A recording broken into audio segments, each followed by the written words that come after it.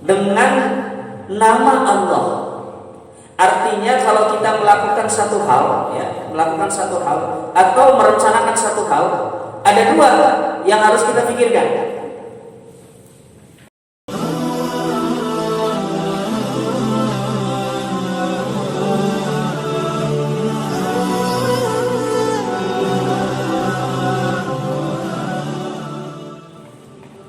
Di momentum yang sangat mulia ini, di mana bulan Muharram juga terdapat peristiwa-peristiwa yang sangat mulia dan menjadi salah satu dari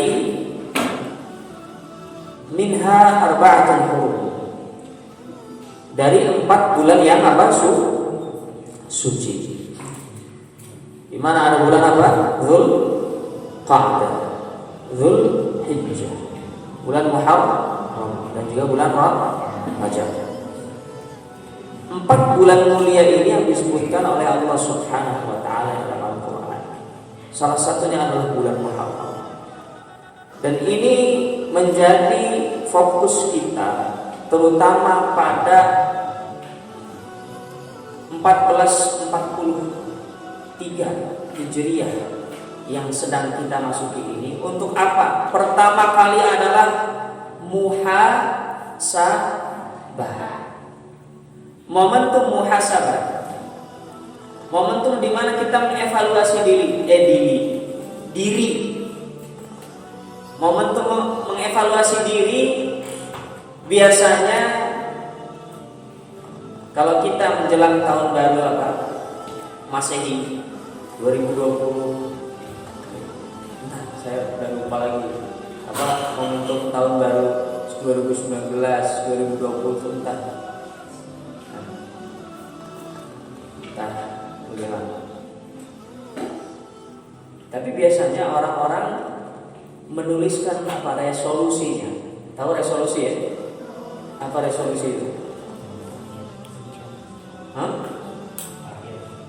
Target, gambaran, pandangan, visi yang dituliskan untuk dicapai di kemudian hari, dan targetnya untuk ketika masuk tahun yang baru, dan menjadi acuan, menjadi satu poin yang akan dituju.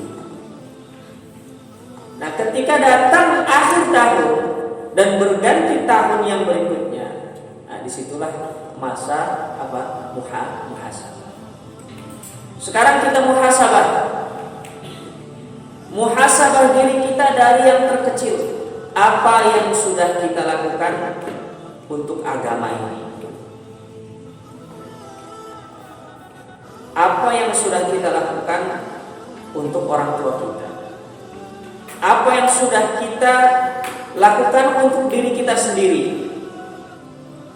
Kemudian apa yang nanti kita akan persiapkan ke depannya? Ya. Di manakah kita akan berlabuh dalam fase kehidupan, dalam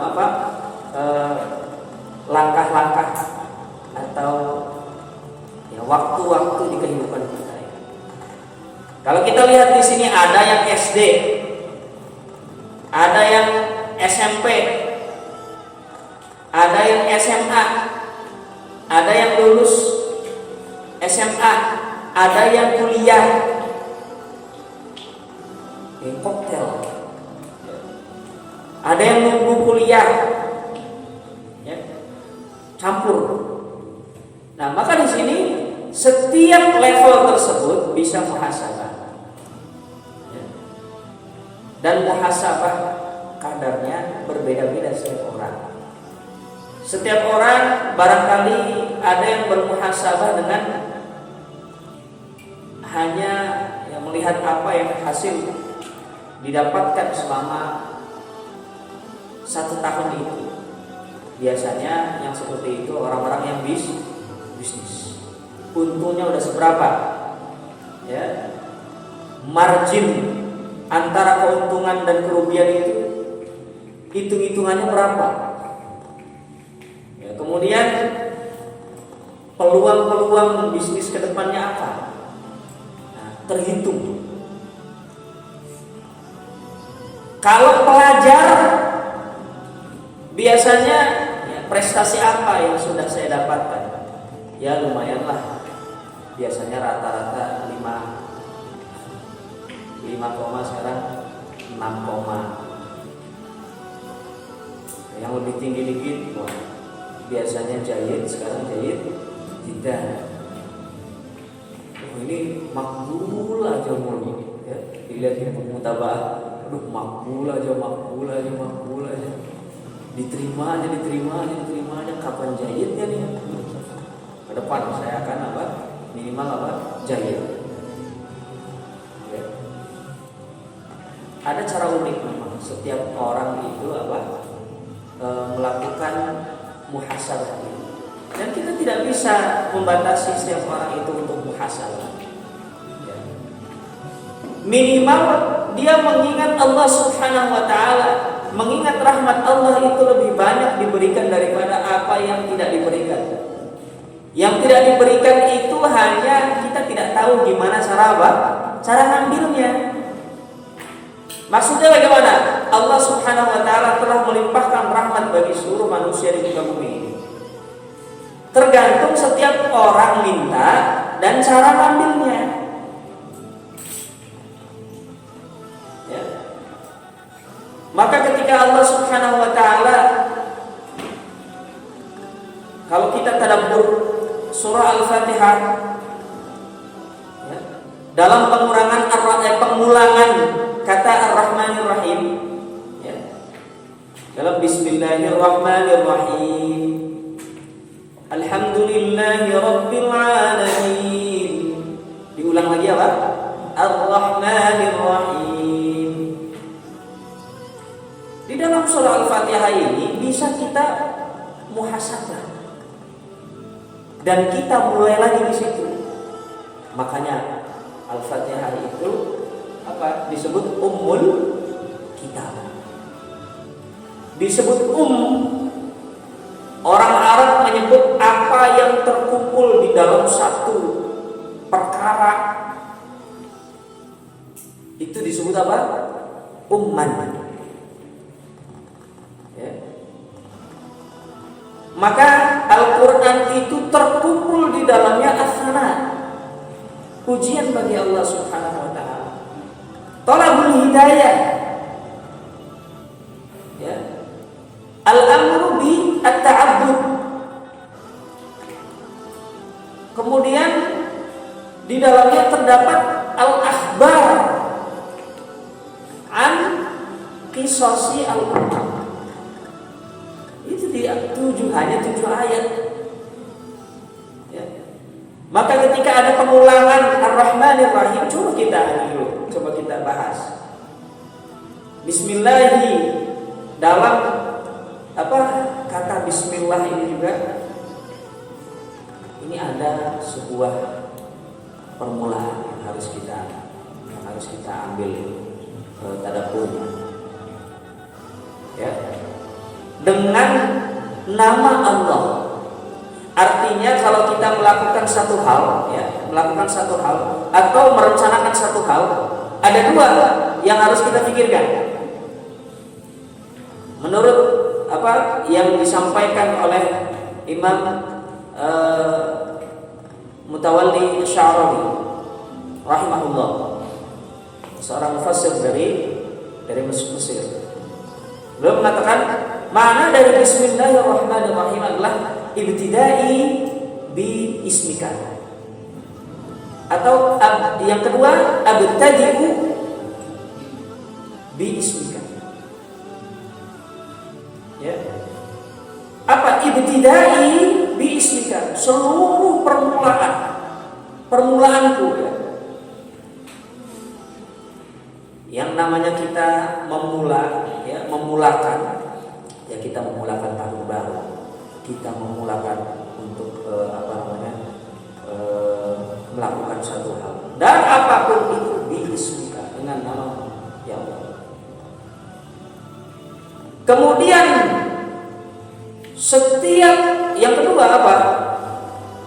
Abtadi'u biismika. mau makan baca bismillah, mau nyalain lampu baca bismillah. Artinya begini, kalau kita misalkan mau makan dengan baca bismillah, akulu, saya makan, asta'inu bika, ya, meminta apa? Bantuan pertolonganmu, karena aku tidak bisa makan tanpa apa? Pertolonganmu ya Allah. Kemudian nyalain lampu dengan nama Allah. Artinya aku menyalakan lampu dengan bantuanmu ya Allah, karena tidak bisa saya menyalakan lampu tanpa bantuan. Ya, ketika saya sakit itu pindah dari satu tempat ke tempat lain, dari ranjang ke hammam, itu pakai apa? Pakai kursi apa? Roda. Bukan kursi roda yang begitu, kursi roda komputer. Itu ya, geser. Padahal dari sini ke situ doang. Tapi tenaga yang dibutuhkan luar biasa. Itu kalau nggak pakai bismillah pasti nggak bisa. Pasti. Ya, karena yang bisa memberikan kekuatan itu hanya Allah. Apalagi nyalain lampu di sana. Wah. Gitu kan? Nah, itu baru apa? Bismillah. Ar-Rahmanir Rahim. Ya. Adalah nama Allah Subhanahu wa taala yang dicantumkan. Untuk apa? Untuk memberikan satu jaminan bahwasanya dengan apa? Dengan nama Allah itu, Allah ya Maha apa? Ar-Rahman, pengasih, Ar-Rahim lagi Maha Penyayang. Dengan jaminan ketika Allah Subhanahu wa taala ya memberikan apapun kepada makhluknya, mengasihi apapun kepada makhluknya, syaratnya dengan apa? Menyebut nama Allah. Ingat Ashabul Ukhdud, ada seorang anak yang tidak bisa dibunuh, ya. Maka si anak tersebut apa? Menyarankan kepada raja yang akan membunuh anak tersebut, ya, untuk memanahnya tepat di mana? Di dadanya, dan dengan mengatakan apa? Bismillah, bismi hadzal ghulam. Bismi apa?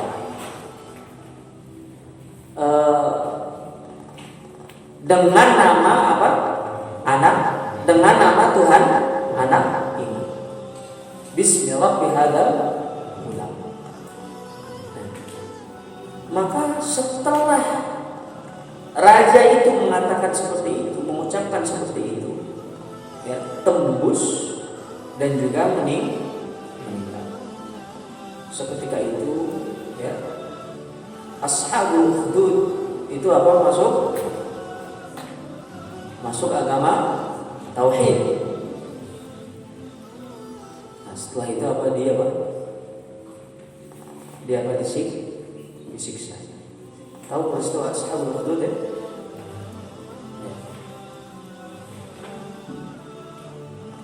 Ini sir Bismillah. Ya. Kemudian Nabi Sulaiman menulis surat juga ke siapa? Ratu Balqis. Di mana nggak ada yang bisa menaklukkan itu Ratu Balqis. Kalau saya biasa.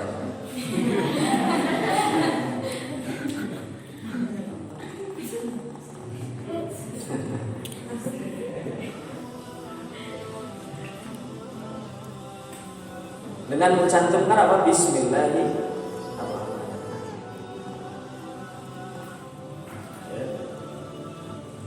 Kemudian diulang ya setelah apa?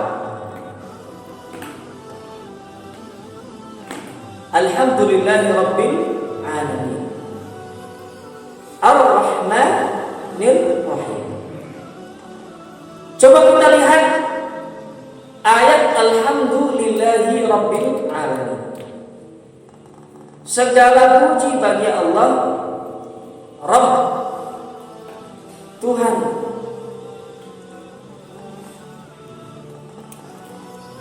semesta alam. Rabba yarbu Rabbuwatan. Itu apa maknanya? Turunannya lagi tarbiyah. Apa maknanya itu? Ngurus, merawat,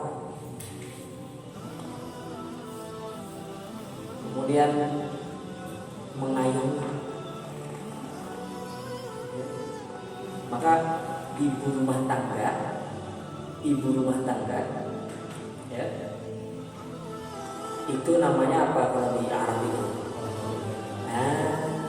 Pengalaman. Rabbatul. Nanti kalau ditanya, "Ma wadzifatuki?" Rabbatul bait. Bukan fil bait. Ibu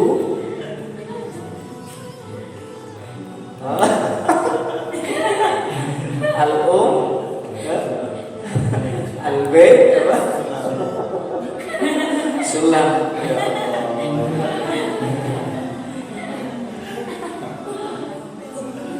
Ahli banget kayaknya sobat.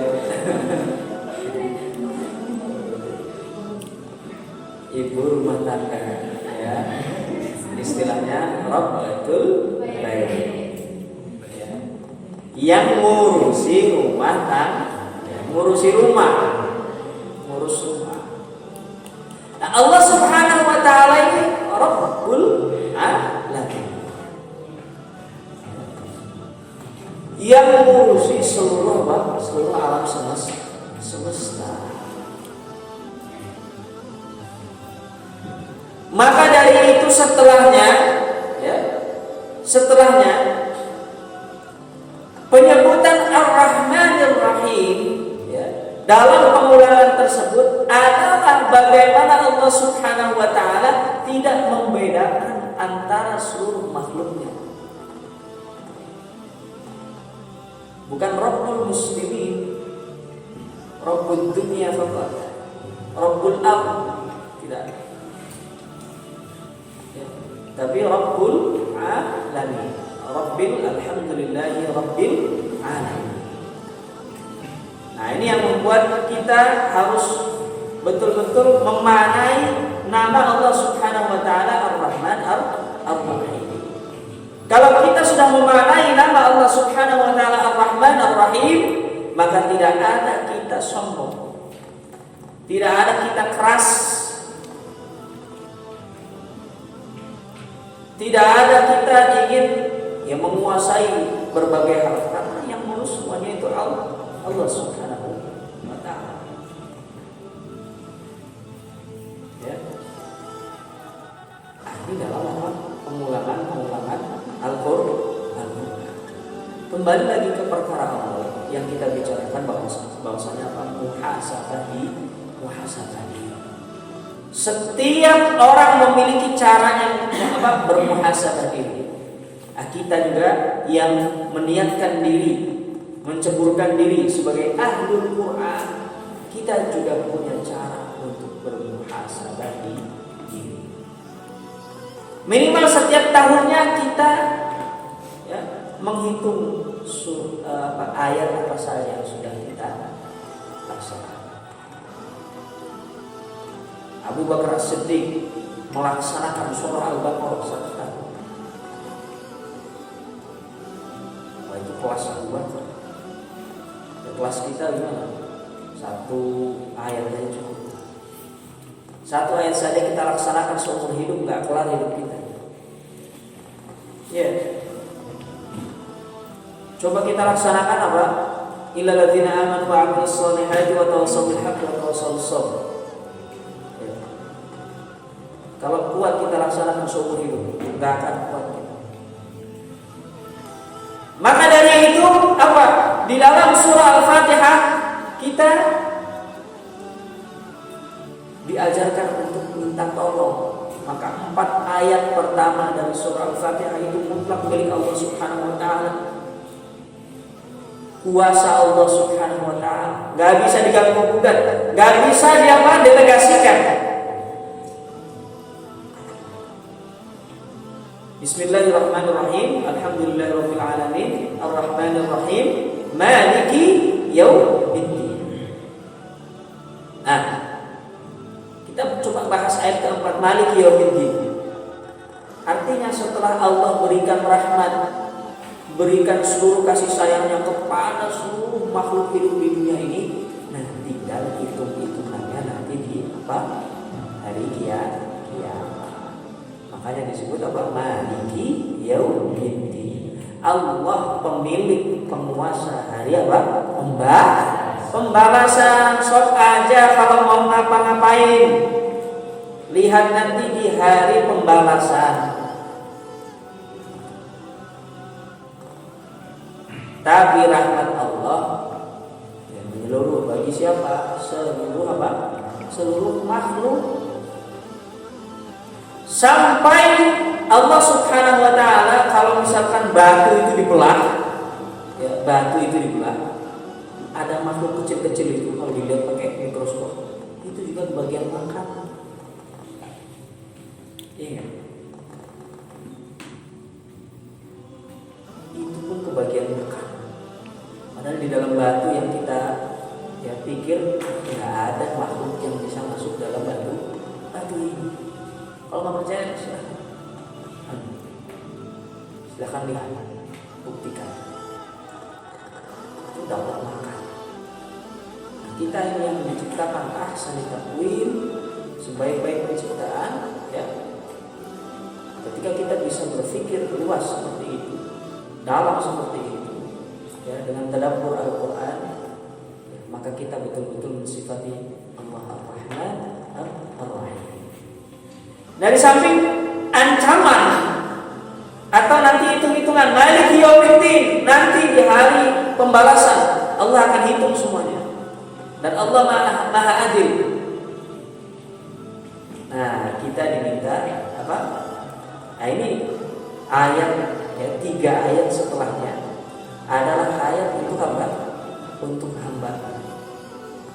Lil abdi. Apa? Apa ayatnya? Iyyaka na'budu wa iyyaka nasta'in. Ada pesan rububiyah. Iyyaka na'budu, hanya kepadamu-lah kami menyembah. Wa iyyaka nasta'in, dan hanya kepadamu-lah kami meminta pertolongan. Ihdinas siratal mustaqim, berilah kami petunjuk jalan yang lurus. Jalan yang lurus yang seperti apa? Siratal ladzina an'amta 'alaihim.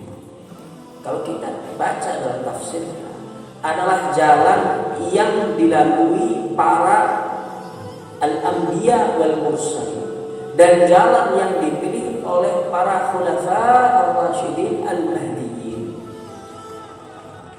Ya.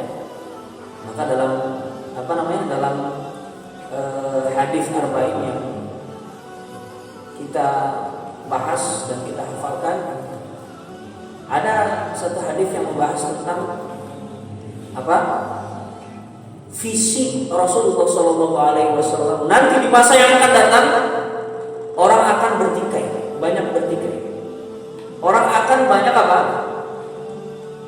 bersitegang,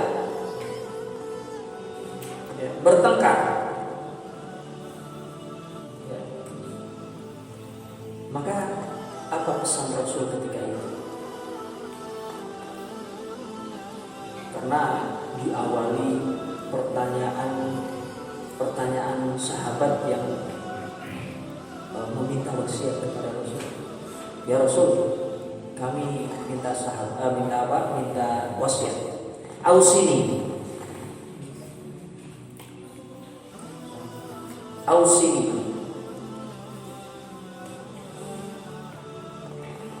Rasul menyampaikan alaikum bisunnati wa sunnatil khulafa'ir rasyidin al-mahdiyyin.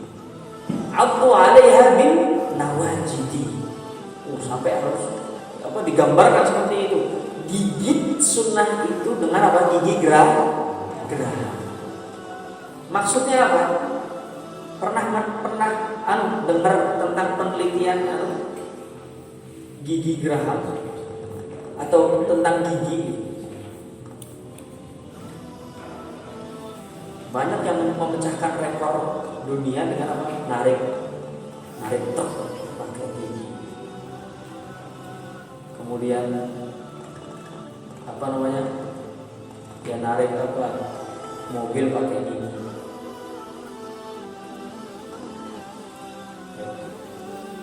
Artinya ketika seseorang memegang teguh atau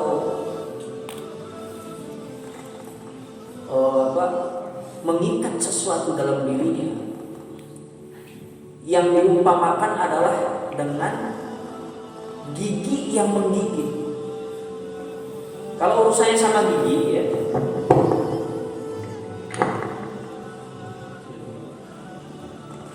kalau urusannya sama gigi, setiap orang tidak akan sembarangan memasukkan apapun ke giginya. Ya. Ini kalau kita bicara tentang gigit menggigit. Ya. Seseorang tidak akan memasukkan apapun yang sembarangan ke giginya. Yang paling lumrah apa?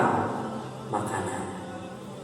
Kalau ketemu daging agak alot dikit, ya, menggigitnya ya kuat sedikit.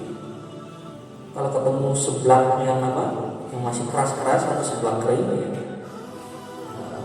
menggigitnya agak kuat sedikit. Kalau marah ya Mike Tyson aja pakai gigi, iya kan? Tahu nggak? Mike Tyson tahu? Gigit siapa itu? Evander Holyfield. Itu ketika pertandingan itu libur sekolah itu. Apalagi Muhammad Ali kalau tanding, libur semua itu, libur nasional, libur lokal, karena guru-gurunya yang nonton. Ini cerita ibu saya. Nanti itu ada pertandingan Muhammad Ali, itu libur sekolah. Itu Mike Tyson aja, ya, marah, kalah statistik bertanding, langsung gigit. Di sepak bola juga begitu. Luis Suarez, ya, kerjaannya gigit. Udah gigit, nggak ngaku bersalah, Celini jadi korban. Tahu nggak itu? Masa saya lebih tahu. Ya, itu masalah gigi. Maka yang paling dekat yang bisa manusia lakukan, cengkraman tangan ini nggak lebih kuat daripada cengkraman gigi. Ya. Cengkraman tangan tidak lebih kuat dari cengkraman gigi. Buka botol pakai gigi itu naluri. Iya nggak? Biasa itu.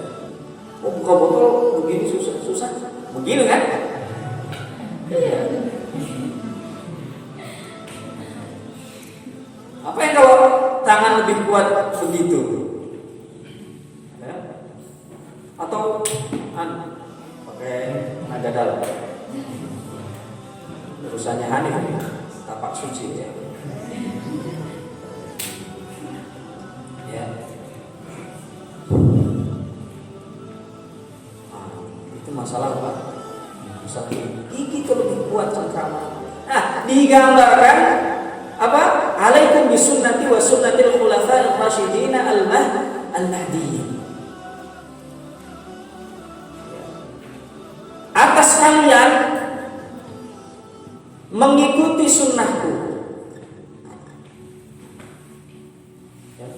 dan sunnah-sunnah khulafa'ir rasyidin al-mahdiyyin. Nah, ini nanti yang akan kita artikan pada siratal ladzina an'amta 'alaihim. Ya. Karena ketika kita tidak mengikuti sunnah Nabi Shallallahu Alaihi Wasallam dan tidak mengikuti sunnahnya apa khulafa'ir rasyidin al-mahdiyyin yang sudah diberikan apa hidayah. Nah ini visi Rasulullah, pandangan Rasulullah ke depan itu akan terjadi ikhtilafan katsir. Akan terjadi perbedaan apa pertikaian perselisihan yang banyak ya. Maka nasihatnya seperti itu terjadi sekarang ya, terjadi sekarang walaupun bentuknya kalau di dalam apa dalam tubuh umat Islam itu sendiri apa ya seolah saling aku mengakui paling menjaga sunnah. Nah kita yang melihat dari perspektif Al-Quran, dari pandangan Al-Quran, ya, ini kita mentadabburi surah Al-Fatihah itu sudah selesai. Ya. Mentadabburi surah Al-Fatihah sudah selesai. Ikhtilaf itu apa? Ikhtilaf itu ikhtilaf. Sebenarnya ikhtilaf perbedaan itu rahmah. Makanya kalau ada ikhtilaf cukup baca surah Al-Fatihah. Nah, tapi kalau udah paham, kalau belum paham malah tambahan Al-Fatihah. Ada apa?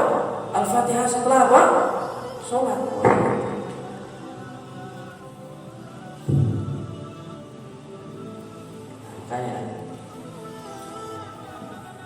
Ya. Ketika kita memandang bahwasanya Rasul itu sudah ada visi dari ketika menyampaikan hadis tersebut. Nah, ini muhasabah kita ini seperti apa? Ya. Muhasabah yang kita gunakan adalah muhasabah para ahli Quran. Paling utamanya adalah muhasabah tentang waktu. Wal 'asri innal insana lafi khusrin illa alladziina aamanu wa 'amilus shalihati wa tawassaw bil haqqi wa tawassaw bis sabr. Ya. Tidak bosan saya ingatkan ketika kita sudah bisa mentadabburi ayat ini, kita sudah bisa mentadabburi surat ini, ilahnya di sini. Wal 'asri innal insana lafi khusrin illa, maksudnya saya adalah pengecualian. Saya bukan yang merugi. Bukan wal 'asri innal insana lafi khusrin. Khusrinnya di sini rugi. Demi masa sesungguhnya manusia dalam kerugian. Tapi kecualian sini demi masa sesungguhnya manusia pasti dalam kerugian kecuali gitu ya. Kecuali siapa? Illal ladzina amanu wa 'amilus shalihati wa tawassaw bil haqqi wa tawassaw bis sabr. Itu aja dari situ. Ya. Nah, maka kita akan dihadirkan satu pandangan yang sangat luas. Ya. Dan lebih dari itu luasnya rahmat Allah Subhanahu wa ta'ala. Maka tadi setelah kita dituntut untuk beribadah dan meminta bantuan hanya kepada Allah. Ihdinas siratal mustaqim siratal ladzina an'amta 'alaihim ghairil maghdubi 'alaihim waladdallin. Terdapat akhbar an qisasi al-umam as-sabiqah. Kabar-kabar, berita-berita tentang apa? Kisah umat terdahulu. Yang mana ya, umat terdahulu itu digambarkan di sini apa? Maghdubi 'alaihim. Dan kalau kita baca dalam tafsirnya, ya, maghdubi 'alaihim itu orang-orang Yahudi yang Makkah, yang jauh dari rahmat Allah. Sebenarnya udah dikasih, cuma nggak mau gitu. Udah dikasih keutamaannya, cuma nggak mau mengakui, bangkang ngekeng, ya, ngakalin. Maka sampai sekarang orang-orang Yahudi itu pinter-pinter, memang fitrahnya begitu. Waladhdallin, orang-orang yang apa? Sesat. Bukan jalan-jalan orang yang dimurkai dan jalan orang yang sesat. Orang yang sesat yang dimaksud di sini siapa? Orang Nasrani. Dan juga apa? Tasawuf.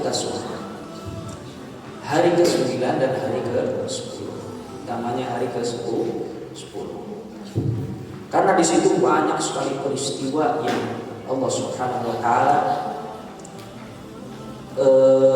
tetapkan dan bisa kita ambil ya dari peristiwa tersebut ya hikmah-hikmah yang sangat banyak sekali. Dan di antaranya ya diselamatkannya Nabi Nuh ya, dari apa? Banjir bandang. Ya. Kemudian di hari Asyura juga Allah Subhanahu wa taala menenggelamkan siapa? Fir'aun. Ya, dan menyelamatkan Nabi Musa alaihissalam dan juga kaumnya yang beriman. Kemudian di hari Asyura juga Allah Subhanahu wa taala menyelamatkan Nabi Yunus alaihissalam dari perut ikan. Di hari Asyura juga Allah Subhanahu wa taala menganugerahkan kekuasaan dan kerajaan kepada siapa? Nabi Sulaiman. Di hari Asyura juga Allah Subhanahu wa taala menyembuhkan Nabi Ayyub yang berapa belas tahun sakit itu? 18 tahun sakit.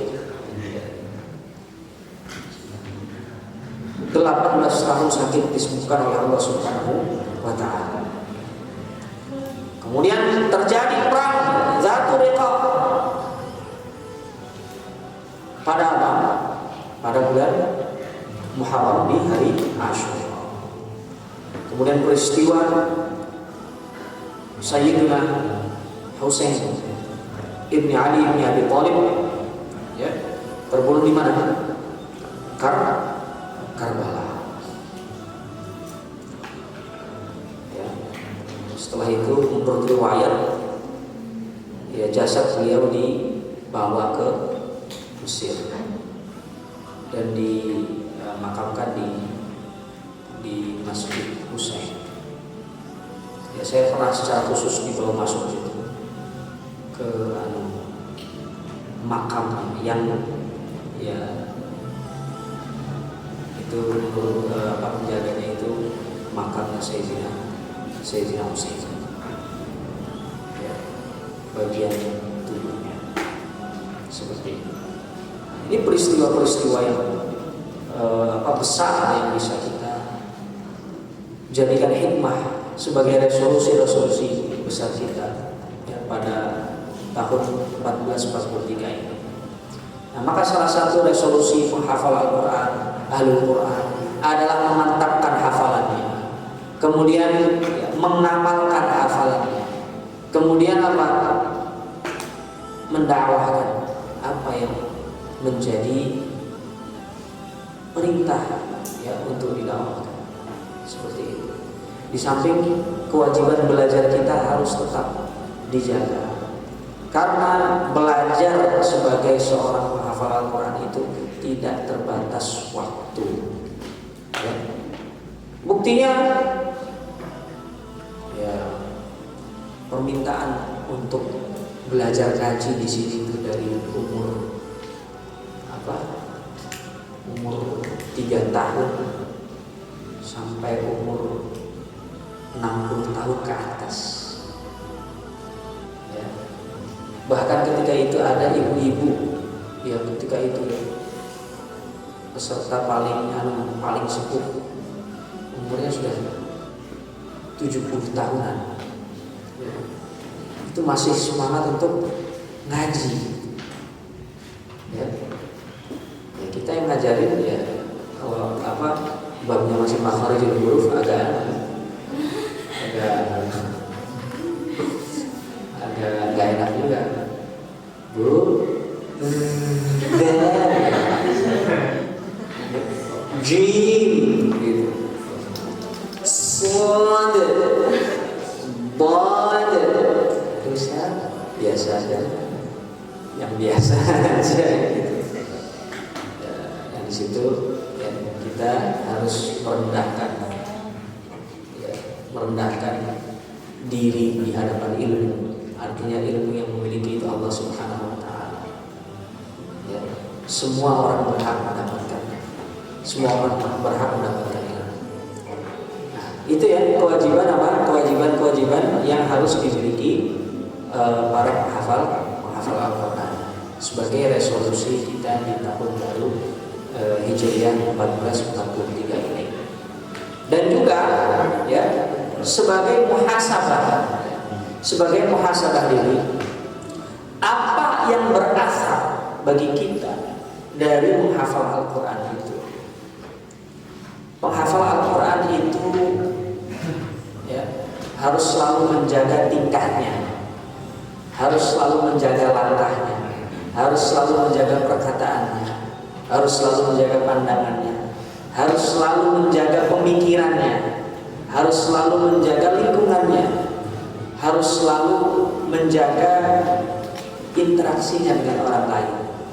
Dia harus menjaga pakaiannya, dia harus selalu menjaga badannya agar selalu bersih. Dia harus selalu menjaga apa yang dipakai dari hal-hal yang halal. Dia harus menjaga apapun, karena ya seorang penghafal Al-Quran akan memasukkan firman Allah, hal yang paling mulia ya, ke dalam pemikirannya, ke dalam tingkah lakunya, ke dalam hatinya ya, ke dalam seluruh aspek kehidupan. Maka semuanya harus dijaga. Nah, alhamdulillah saya lihat sandal-sandal sudah rapi, walaupun ada yang bergeser beberapa derajat sedikit gitu. Ya. Karena kalau nanti sandal harus sesuai dengan arah kiblat, nanti ada yang lurus, ada yang miring sedikit. Ada pakai aplikasi, nah, ya, pakai aplikasi. Pas lagi daring lah, buka aplikasi. Oh ini agak miring sedikit. Kemudian ya apa yang menjadi pakaian kita harus senantiasa kita jaga bersih. Ya. Kalau pakaian itu harus selalu dijaga kebersihan. Jangan celana yang habis kita pakai untuk makan, yang tumpahan pakai untuk sholat, dijaga. Ya. Sama akhwat juga. Kemudian tingkah laku kita ya, harus dijaga. Bukan hanya di dalam pondok ini, di luar juga sama. Ya, santun. Kemudian menandakan bahwa kita itu bawa Al-Quran. Ya. Bukan ini saya hafal Quran 30 juz. Ya, bukan seperti itu. Biarlah orang melihat seberapa banyak kita mengamalkan Al-Quran, bukan seberapa banyak kita sudah menghafalkan Al-Quran. Itu jauh lebih mulia dibanding orang tahu kita berapa banyak menghafal Al-Quran. Berapa banyak? 20 juz. Coba. Wah, nanti dulu.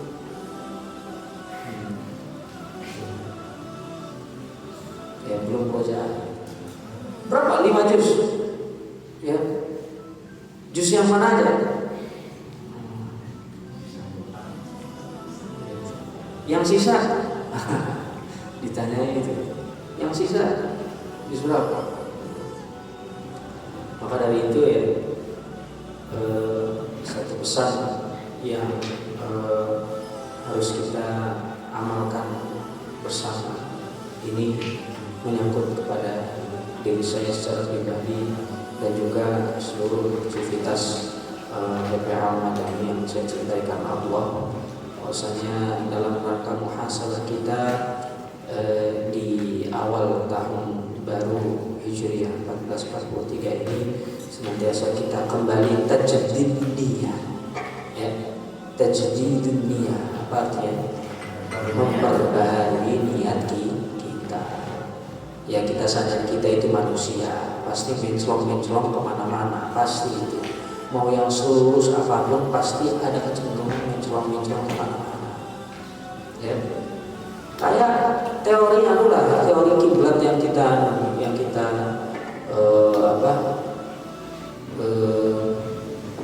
yakini. Misalkan ya masjid ini sudah tepat sekali, ini kurang berapa derajat sedikit gitu. Perintahnya kan fawalli wajhaka syatral masjidil haram. Kalau mau dibahas wajhaka, wajah itu apa? Muka. Nah, kalau ruku menghadap mana? Wah, itu perkara lain. Kalau misalkan kudu segini derajat, nanti kalau ruku kita menghadap mana? Ke bumi. Padahal kan fawalli wajhaka syatral masjidil haram. Artinya perintah itu nggak usah diperdalam dengan pertanyaan. Oh, seberapa derajat, seberapa ini? Oh, ini udah pas atau belum? Karena setepat-tepatnya aplikasi ya setepat-tepatnya aplikasi. Kalau dihitung, oh pakai meteran sampai Mekah sana, mesti apa? Geser juga. Mesti geser. Mesti itu. Ya orang apa? Nih, teori apa? Teori pesawat terbang. Pesawat terbang itu apa? Kalau terbang itu terbang begitu aja? Enggak. Andai kata sinyal pesawat terbang itu bisa dilihat, ya, ini bumi ini, oh sama dunia ini, apa langit dunia ini garis semua. Garis pesawat. Garis sinyal. Yang pernah naik pesawat pasti paham. Kalau pesawat naik itu ada garis ini ke sini. Atau coba dilihat di internet garis sinyal pesawat terbang. Kenapa mereka nggak saling bertabrakan? Karena sudah schedule-nya diatur. Dan peraturan aviasi tahu, bukan aviator. Kalau aviator ya penerbangnya. Peraturan aviasi adalah salah satu peraturan yang paling ketat di dunia. Nomor 2. Yang pertama tentang migas. Yang kedua tentang aviasi. Peraturan yang paling ketat di dunia. Ya, sekali salah perhitungan 0,0 berapa detik itu bisa crash. Bisa apa? Kecelakaan. Ya. Nah, sudah dijaga ketat. Sudah diatur dengan teknologi yang sangat canggih. Ternyata di awal tahun 2021 apa itu? Yang jatuh pesawat apa? Manggala. Nanggala itu. Pesawat Sriwijaya ya, Sriwijaya ya, betul. Udah ketemu belum? Ketemu ya, hancur tuh ya, hancur ya. Dan tidak ada satupun yang selamat. Dan pilotnya itu ya di black box yang diungkap, yaitu ya memang terjadi kesalahan teknis dalam penerbangan. Itu manusia mau diatur sedemikian rupa, mau tepat menurut manusia tidak akan setepat-tepatnya. Maka perintah fawalli wajhaka syatral masjidil haram. Kita yakini kita sedang menghadap apa? Masjidil haram. Ya dengan ilmu, tapi bukan dengan apa ngitung saya juga waktu pernah satu ketika safar ke luar negeri ya, ke Eropa ya. Nyari kiblat itu ya internet nggak ada. Mau nanya ke siapa? Di Jerman waktu itu mau nanya ke siapa? Kita sampai takhir sholat karena nyari kiblat ya, karena nyari kiblat. Ketika sudah akhir waktu, kita ketemu muslim ya. Akhirnya nunjukin arah kiblat dan kita sholat ya. Sebegitunya kita membutuhkan arah kiblat ya, tapi tetap ya, kita harus mengiringi ilmu tersebut dengan apa? Ihdinas siratal mustaqim. Karena yang tahu, yang tepat, yang lurus itu cuma Allah Subhanahu wa taala. Maka kita minta ihdinas siratal mustaqim. Siratal ladzina an'amta 'alaihim ghairil maghdubi 'alaihim waladdallin. Tapi tetap aja manusia namanya manusia menclok kemana-mana. Disitulah kita meminta pertolongan, meminta ampunan kepada Allah Subhanahu wa taala. Di samping rahmat itu sudah diberikan kepada kita semua selaku makhluk hidup dan selaku umat Islam yang beriman kepada Allah Subhanahu wa taala. Dan juga dalam momentum Muharram yang mulia ini, mari kita tingkatkan kualitas ibadah kita, tingkatkan ghiroh, semangat belajar kita ya, yang meningkatkan dengan sedekah silakan. Kemudian yang meningkatkan dengan memperbanyak qiyamul lail silakan. Yang meningkatkan dengan memperbanyak tilawah Al-Qur'an, menghafal Al-Qur'an, nah itu memang tugas kita ya. Maka atur semangatnya, pupuk semangatnya kembali, jangan terus-terusan ya kita terjebak dalam kasal yang mana Rasul SAW juga meminta perlindungan kepada Allah Subhanahu wa taala tentang hal ini. Allahumma inni a'udzubika minal hammi wal hazan wa na'udzubika minal ajzi wal itu dia. Wa na'udzubika minal jubni wal wa na'udzubika min ghalabati ad-daini wa qahril rijal. Nah, ini yang menjadi resolusi kita. Insyaallah di tahun ini kita bisa melewati seluruh ujian yang Allah sedang uji seluruh umat manusia ini. Kemudian kita bisa melewati segala hal tentunya dalam lindungan Allah Subhanahu wa taala dan tentunya dalam hidayah Allah, dan kita senantiasa meminta hidayah itu ya, tiada putus, dan kita meminta Allah Subhanahu wa taala melalui kita semua. Ada orang yang bisa saya sampaikan, kurang lebihnya mohon maaf. Assalamualaikum warahmatullahi wabarakatuh.